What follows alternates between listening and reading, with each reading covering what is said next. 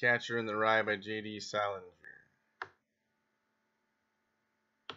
Chapter 1. If you really want to hear about it, the first thing you'll probably want to know is where I was born, and what my lousy childhood was like, and how my parents were occupied, and all before they had me, and all that David Copperfield kind of crap. But I don't feel like going into it. If you want to know the truth, in the first place, that stuff bores me, and in the second place, my parents would have about 2 hemorrhages apiece if I told anything pretty personal about them. They're quite touchy about anything like that, especially my father. They're nice and all, I'm not saying that, but they're also touchy as hell. Besides, I'm not going to tell you my whole goddamn autobiography or anything. I'll just tell you about this madman stuff that happened to me around last Christmas, just before I got pretty run down and had to come out here and take it easy. I mean, that's all I told DB about. He's my brother and all. He's in Hollywood. That isn't too far from this crummy place. And he comes over and visits me practically every weekend. He's going to drive me home when I go home next month, maybe.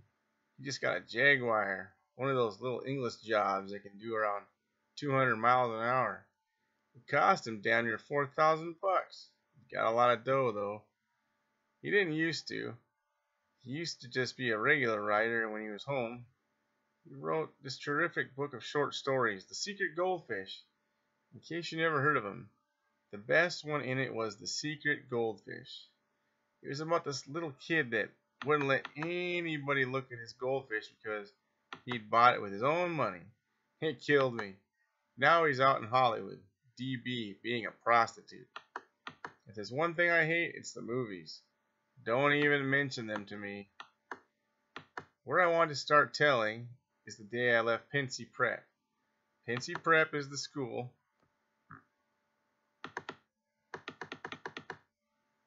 that's in Eggerstown, Pennsylvania. You've probably heard of it.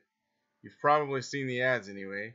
They advertise in about 1,000 magazines, always showing some hotshot guy on a horse jumping over a fence. Like as if all you ever did at Pensy was play polo all the time.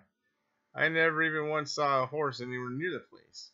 And underneath the guy and the horse's picture, it always says, "Since 1888, we have been molding boys into splendid, clear-thinking young men, strictly for the birds."